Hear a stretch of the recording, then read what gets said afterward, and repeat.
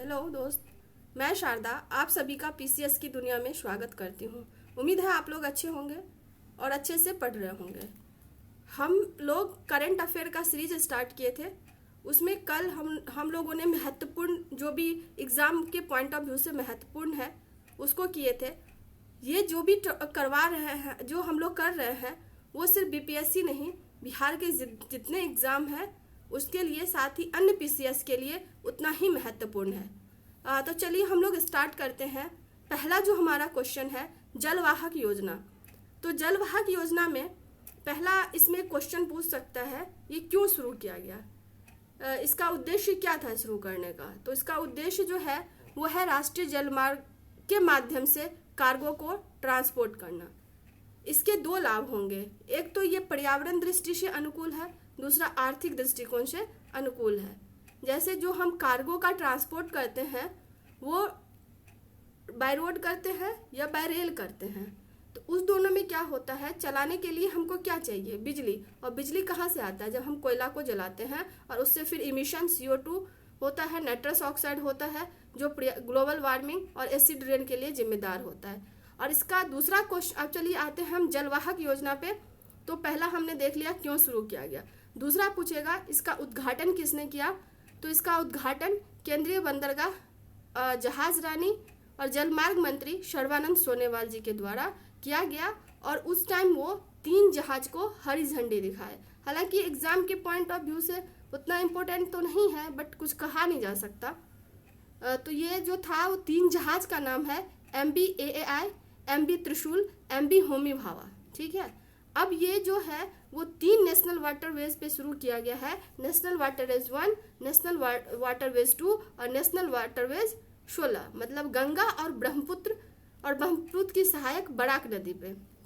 ठीक है, तो ये जो नेशनल वाटरवेज 1 है वो गंगा पे है और ये कोलकाता, पटना और बनारसी कार्गो को ट्रांसपोर्ट करेगी। तो ये इम्पोर्टेंट है, पूछ सकता है कि अभी जो जलवाहक योजना शुरू किया गया उसके तहत कौन सा नेशनल वाटरवेज पटना से होकर गुजरेगा, तो नेशनल वाटरवेज 1 हो जाएगा। दूसरा जो हमारा क्वेश्चन है, देश का पहला नदी डॉल्फिन गणना रिपोर्ट 2025। एक तो ये देश का पहला है और दूसरा ये बिहार के लिए उतना ही इम्पोर्टेंट है और यूपी के लिए भी उतना ही इम्पोर्टेंट है। तो चलिए देखते हैं इसमें। तो सबसे पहले नदी डॉल्फिन गणना ये कब जारी किया गया, 3 मार्च को। और इसको किसने जारी किया, प्रधानमंत्री मोदी जी ने। कहाँ किए, गुजरात में। तो इसमें देखिए कितना क्वेश्चन बना, किसने जारी किया पहला, दूसरा कब जारी किया गया और चौथा कहाँ जारी किया गया। तो जारी किया गया 3 मार्च को प्रधानमंत्री मोदी जी के द्वारा। और ये जो था गिर नेशनल पार्क में, एक्चुअली राष्ट्रीय वन्यजीव बोर्ड का 7वां बैठक हो रहा था, उसमें नदी डॉल्फिन गणना रिपोर्ट 2025 और देश का पहला ये जारी किया गया। और जो राष्ट्रीय वन्यजीव बोर्ड होते हैं उसके पदेन अध्यक्ष प्रधानमंत्री होते हैं। तो ये एक्स्ट्रा इन्फॉर्मेशन था। अब इसमें देखिए जो नदी है उसमें 3 नदी लिया गया है, एक है गंगा, ब्रह्मपुत्र और सिंध। तो इसमें 3 नदी तंत्र लिया गया है और इसकी सहायक नदी लिया गया है। ठीक है, कुल डॉल्फिन जो तीनों नदी में पाया गया वो 6327, जिसमें मात्र 3 जो डॉल्फिन है वो सिंधु में पाई गई। शेष कितना बच गया, 6324, ये गंगा और सिंधु में पाई गई। तो सबसे ज़्यादा जो डॉल्फिन पाया गया वो उत्तर प्रदेश में। बिहार में कितना पाया गया, 2nd नंबर। अब देखिए कि अब देख लेते हैं बिहार में जो है वो कितना डॉल्फिन है, टोटल 2220। तो फिर से एक बार हम देखते हैं, नदी देश का पहला नदी डॉल्फिन गणना है, किसने जारी किया, मोदी जी ने। कहाँ किया, गुजरात में। इसमें कितने नदी को लिया गया है, 3 नदी को। कौन कौन है, गंगा, ब्रह्मपुत्र, सिंधु और उसकी सहायक नदी। टोटल डॉल्फिन कितना है, 6327, जिसमें सिंधु में कितना है, मात्र 3। सबसे ज़्यादा डॉल्फिन कहाँ है, यूपी में। बिहार का क्या स्थान है, 2nd। बिहार में टोटल डॉल्फिन की संख्या कितनी है, 2220। अब कुछ डॉल्फिन से रिलेटेड जो एग्जाम के पॉइंट ऑफ व्यू से बहुत ही महत्वपूर्ण है उसको हम लोग देख लेते हैं। अगर आप प्रीवियस ईयर क्वेश्चन देखिएगा तो डॉल्फिन से हर बार क्वेश्चन पूछता है। इवन यूपीएससी भी पूछता है, यूपी पीसीएस भी पूछता है और बिहार तो पूछता ही पूछता है। तो सबसे पहला है डॉल्फिन सफारी, ये बनारस में बनाया जाएगा, Uttar Pradesh. Dolphin research centre पूरे भारत का एकमात्र है, पटना में। डॉल्फिन अभ्यारण्य भागलपुर में, ये भागलपुर में सुल्तानगंज से कहलगांव तक का जो 60 किलोमीटर का एरिया है वहाँ डॉल्फिन अभ्यारण्य बनाया जाएगा। तो हमने क्या देखा, डॉल्फिन सफारी बनारस में, डॉल्फिन रिसर्च सेंटर पटना में, डॉल्फिन अभ्यारण्य भागलपुर में। अब डॉल्फिन में 69 में देखिएगा स्टेटमेंट बेस्ड क्वेश्चन डॉल्फिन से पूछ दिया था। तो डॉल्फिन से रिलेटेड कुछ जो इम्पोर्टेंट फैक्ट है उसको देख लेते हैं। जो डॉल्फिन है उसको जलीय, इसको जो है वो राष्ट्रीय जलीय जानवर घोषित किया गया है। कब? 5 अक्टूबर 2010 को। इसलिए 5 अक्टूबर को क्या मनाते हैं? डॉल्फिन दिवस। दूसरा, ये मैमल है या क्या है? तो ये जलीय मैमल है दूसरा। तीसरा, इसमें क्या होता है, अगर इसकी विशेषता देखिएगा तो इसमें क्रिस्टलाइन जो लेंस होता है जो देखने के लिए जिम्मेदार होता है नहीं पाया जाता है, इसलिए डॉल्फिन को अंधा डॉल्फिन भी कहते हैं। और उसमें अगर वो आँख ही नहीं है तो वो देखता कैसे है? तो इसमें ना जैविक सोनार पाया जाता है, यानी वो अल्ट्रासोनिक वॉइस रिलीज करता है और अपने आसपास में जो ऑब्स्ट्रकल होते हैं उससे वो साउंड वापस आता है और उसको पता चलता है कि उसके खाने योग्य है या वापस जाने योग्य है। तो हमने क्या देखा, जलीय मैमल है, दूसरा राष्ट्रीय जलीय जानवर है। कब घोषित किया गया? 5 अक्टूबर 2010 को। इसलिए 5 अक्टूबर को क्या मनाते हैं? डॉल्फिन दिवस। फिर हमने क्या देखा, इसमें क्रिस्टलाइन लेंस नहीं पाया जाता है, तो वो देखता कैसे है? इक्वलाइजेशन यानी जैविक सोनार पाया जाता है। और इसका जो उसके बाद तीसरा, इसके बाद देखिए डॉल्फिन को गंगा का बाघ कहा जाता है और ये बायो इंडिकेटर होता है। बायो इंडिकेटर का मतलब होता है कि मान लीजिए कुछ जल में अगर प्रदूषण है तो वो मर जाएगा। जैसे आप लाइकेन को देखते हैं एयर पोल्यूशन में मर जाता है। ये भी कई बार क्वेश्चन पूछता है, लाइकेन किसका इंडिकेटर है? एयर पोल्यूशन का। वैसे ही डॉल्फिन किसका इंडिकेटर है? वाटर पोल्यूशन का। अब यही बीपीएससी पूछा हुआ था, ये आयुष्मान के किस में है? तो ये लुप्त प्राय में है। ठीक है, बीपीएससी इसमें 3 स्टेटमेंट दिया था कि डॉल्फिन आयुष्मान के किस लिस्ट में है, जलीय जीव है कि नहीं, और तीसरा दिया था इसमें क्रिस्टलाइन लेंस नहीं पाया जाता है। तो ये 3 था। इतना अगर आप कर लेते हैं तो डॉल्फिन से रिलेटेड एक भी क्वेश्चन नहीं छूटेगा। अगला जो हमारा क्वेश्चन है सोनवर्ग सुरंग। तो सबसे पहला ये कहाँ स्थित है? जम्मू कश्मीर में। देखिएगा बीपीएससी का एक आदत होता है, वो पूछ लेता है इसकी लंबाई कितनी है। कोई भी सुरंग हो, रोड हो, ब्रिज हो तो लंबाई पूछ लेता है थोड़ा टीते रहिए। तो इसका जो लंबाई है वो 6.51 मीटर है। तीसरा इसमें क्वेश्चन पूछेगा जो सोनमर्गा सुरंग है उसका उद्घाटन किसने किया? प्रधानमंत्री मोदी जी ने। यूपी का क्वेश्चन देखिएगा इस बार का, वो पूछता है कि कब किया गया उद्घाटन? तो ये 13 जनवरी 2025 को किया गया। सोनवर्ग सुरंग जो था इसका प्रारंभिक नाम जेड मोड था। क्यों? क्योंकि इसका आकार जेड जैसा था। अगला क्वेश्चन है सिंगापुर के राष्ट्रपति की भारत यात्रा। ये एक्चुअली उड़ीसा आए थे और राष्ट्रपति का नाम है थर्मल सन नुंग रत्नम। ठीक है, थर्मल रान नुंग रत्नम। ये 14 से 18 जनवरी यानी प्रवासी भारत में ये आए थे। प्रवासी भारतीय में नहीं आए थे बट उसी टाइम आए थे। ये उड़ीसा आए थे और इसमें बोला गया 3 MOU किया गया है वहाँ पे। सिंगापुर जो है भारत के विकसित भारत में योगदान देगा। विकसित उड़ीसा कब लक्ष्य रखा गया है? 2036 तक।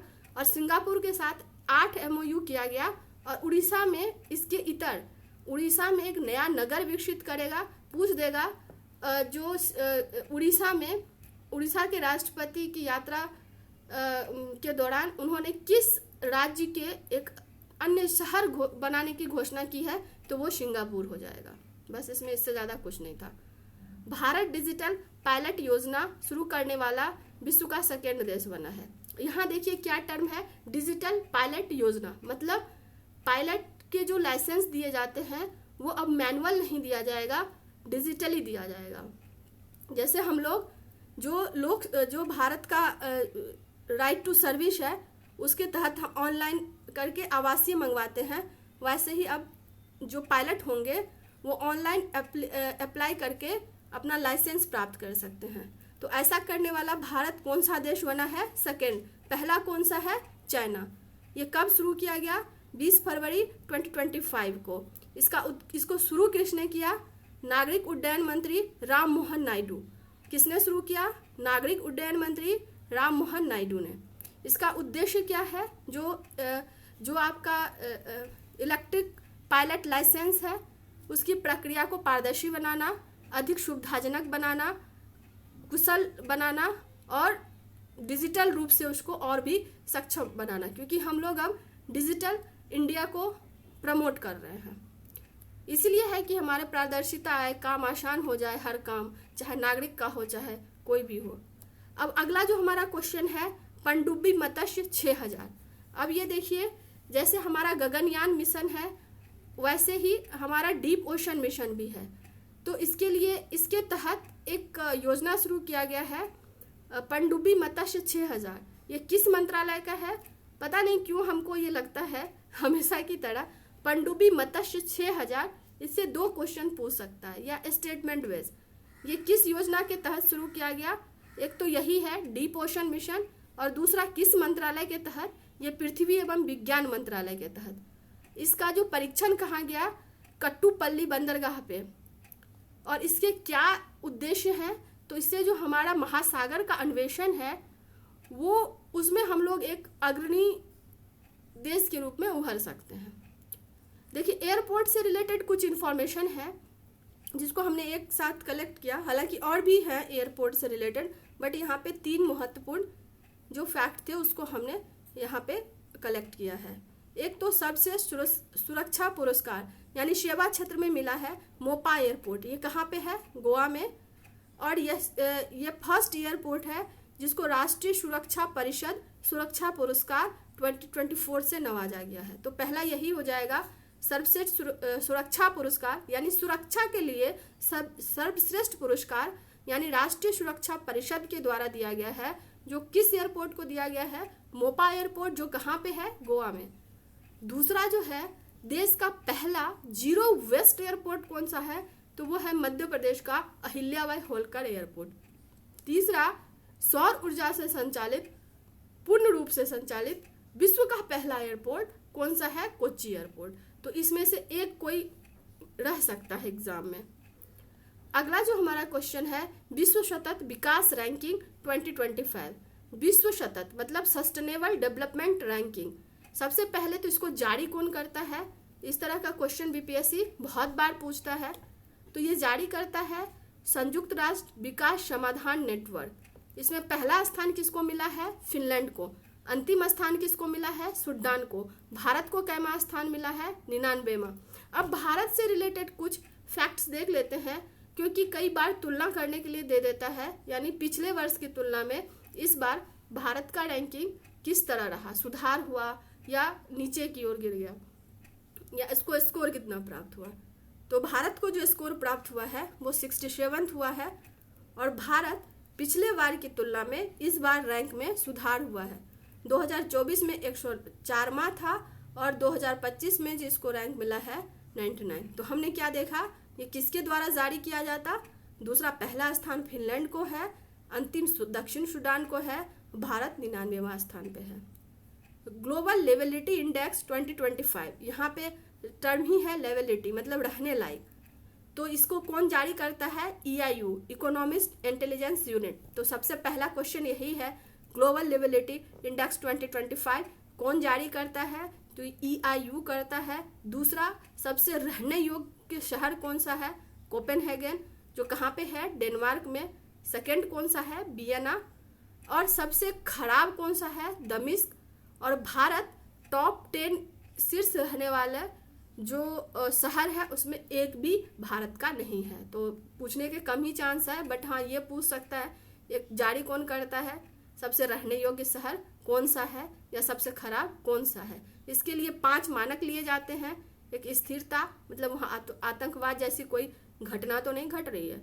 दूसरा हेल्थ, तीसरा एनवायरनमेंट, चौथा शिक्षा, 5वां अवसंरचना, कि इसमें जो है वो देश किस तरह से अपना योगदान कर रहे हैं या लोगों को उस तरह से सुविधा पहुंचा रहे हैं या उसको बेहतर करने के लिए क्या इनिशिएटिव ले रहे हैं। अब अगला जो हमारा क्वेश्चन है वो है 34वां नाटो शिखर सम्मेलन। सबसे पहला यही है और इस बार ये इम्पोर्टेंट है। क्यों? क्योंकि नीदरलैंड के हेग में पहली बार इसका आयोजन किया गया है, तो इम्पोर्टेंट हो जाता है। और इस बार बोला गया है इस सम्मेलन में कि जो यूरोपीय देश है वो अपने जीडीपी का 5% रक्षा पे व्यय करेंगे। तो इसमें बोला गया है यूरोपीय देश के द्वारा कि 2035 तक जीडीपी का 5% अपने रक्षा पे करेंगे।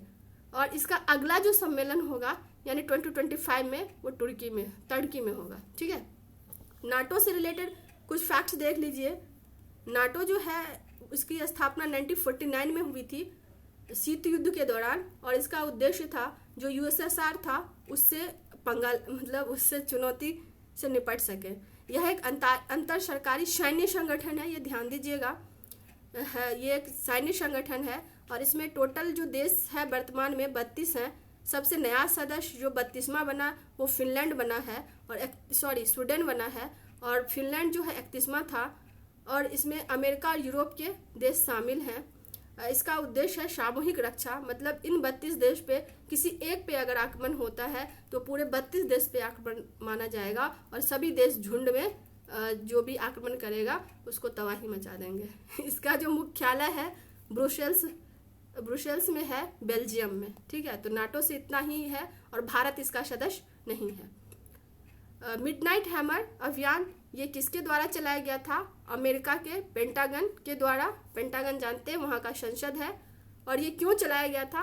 तो ईरान का जो परमाणु बुनियादी ढांचा है उसको ध्वस्त करना इसका उद्देश्य था। और ईरान के 3 परमाणु जो ठिकाने थे उस पर इन्होंने आक्रमण किया था अपने क्रूज मिसाइल के थ्रू, और जो फोर्डो इनका न्यूक्लियर वो था उसको ध्वस्त कर दिया था। तो हो सकता है पूछ दे, ये ना पूछे कि आपका मिडनाइट हैमर अभियान क्या था, यही पूछ दे जो न्यूक्लियर जो इनका ठिकाना था उसी का नाम दे दे कि फोर्डो, नतांत और इस्फहान क्या था। तो ये ईरान का परमाणु ठिकाना था जहाँ ये परमाणु बम बनाते हैं। तो ये ध्यान से दीजिएगा, इस तरह के क्वेश्चन जो भी विवाद में रहते हैं, कोई ठिकाना होता है जहाँ बमबारी किया जाता है तो उससे बीपीएससी या कोई भी स्टेट पीसीएस एग्जाम में उठा के पूछ देता है क्वेश्चन। G7 राष्ट्रों का 51वां शिखर सम्मेलन, इसका आयोजन कहाँ किया गया? अल्बर्टा प्रांत, ये कहाँ है? कनाडा में। और ये अल्बर्टा प्रांत के कनासिक्कम वान्स में किया गया। तो एक तो यही पूछ देगा कि G7 का शिखर सम्मेलन कहाँ किया गया, तो ये कनाडा में। और दूसरा पूछ देगा कनाडा के स्थान का नाम दे देगा कि कनासिक्कम कहाँ है ये, तो या कनासिक्कम में जो है वो किस शिखर का सम्मेलन किया गया। तो G7 का 51वां शिखर सम्मेलन किया गया। इसमें बस इतना ही है। G7 जो है इसे ग्रुप 7 भी कहा जाता है। यह विश्व की सबसे विकसित और औद्योगिक देश है, साथ ही ये लोकतांत्रिक देश भी है। और इसके सदस्य देश जो है यूएसए से देखिए कनाडा है, और नॉर्थ अमेरिका से देखिए 2 है, कनाडा यूएसए। यूरोप से है फ्रांस, जर्मनी, इटली, यूके, और एशिया से 1 है मात्र, जापान। और गैर सदस्य देश में भारत को भी इसमें आमंत्रित किया गया था। तो आप लोग बताइएगा भारत की तरफ से इसका नेतृत्व किसने किया था? बॉन जलवायु परिवर्तन सम्मेलन, इसका आयोजन कहाँ किया गया है? जर्मनी के बॉन शहर में। और यह जो है United national framework on climate convention का ही एक पार्ट है, यूएनएफसीसी का ही एक पार्ट है। और इसका एक मतलब हर वर्ष इसका आयोजन जनवरी में किया जाता है। और इसका उद्देश्य वही है कि जलवायु परिवर्तन के एजेंडे को आकार देना। क्योंकि यूएनएफसीसी तो है, आप जानते ही हैं, उसमें एक वर्ष में तो होता ही है, बट उसमें कई सारे चीज़ों को सहमति नहीं बनता।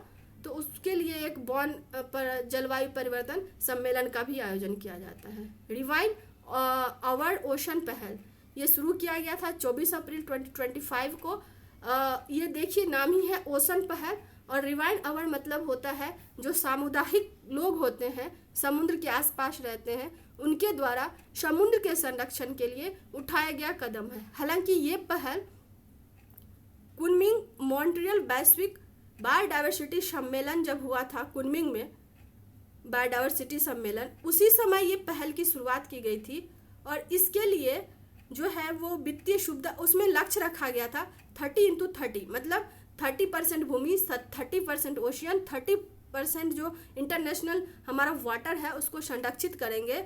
उसी के तहत ये शुरू किया गया है रिवाइन अवर ओशन पहल। तो ये पूछ देगा कि रिवाइन अवर ओशन पहल कब शुरू किया गया था, मतलब इसको इनिशिएटिव कब लिया गया था।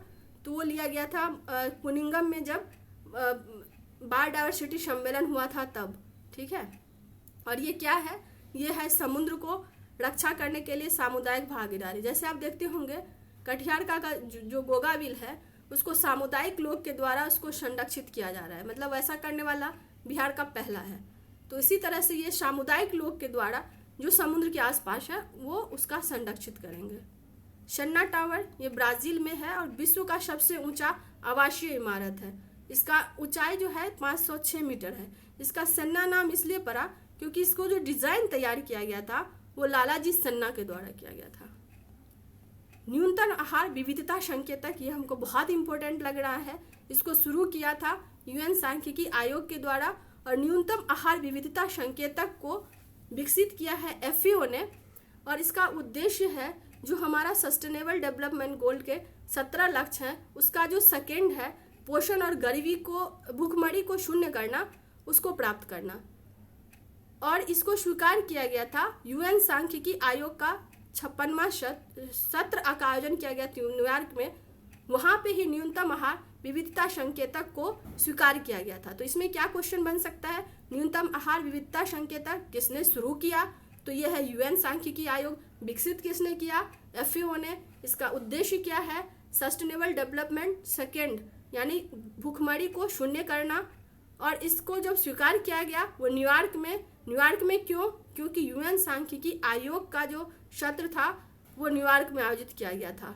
तो अब देखिए इसमें टर्म ही है न्यूनतम आहार विविधता, मतलब जो हम खाते हैं 24 घंटे में जो आहार है उसमें हमारा क्या विविधता है। उसके लिए इन्होंने 10 खाद्य को 10 कैटेगरी में बांटा है और जितने आप विविध तरह के खाना खाते हैं आप न्यूट्रिशन रिच उतना ही ज़्यादा पोषण युक्त खाना उतना ही अच्छा लेते हैं। मतलब बोल रहा है कि ऐसा खाना होना चाहिए जो आपका कल्याण करे, आहार की गुणवत्ता हो। जब खाद्य सुरक्षा पढ़ते हैं तो उसमें सिर्फ हम मात्रा ही नहीं ध्यान देते हैं, उसमें होता है गुणात्मक और मात्रात्मक दोनों होना चाहिए। गुणात्मक मतलब पोषण, मात्रा मतलब पेट भर खाना। चलिए ज़्यादा हो जाएगा। 8वां हिंद महासागर सम्मेलन, इसका आयोजन ओमान मस्कट में किया गया। इसके जो आयोजनकर्ता होते हैं वो होते हैं विदेश मंत्रालय और इंडियन फाउंडेशन के द्वारा ये आयोजन किया जाता है और इस बार किया गया है ओमान मस्कट में। और इससे एक क्वेश्चन और बन सकता है कि इसका इस बार का थीम क्या था। तो इस बार का थीम था समुद्री साझेदारी के लिए क्षितिज की यात्राएं। क्या थीम था, समुद्री साझेदारी के लिए क्षितिज की यात्राएं। तो दोस्त आज के लिए बस इतना ही। उम्मीद करते हैं मेरा ये सीरीज आप लोग को बहुत अच्छा लग रहा होगा।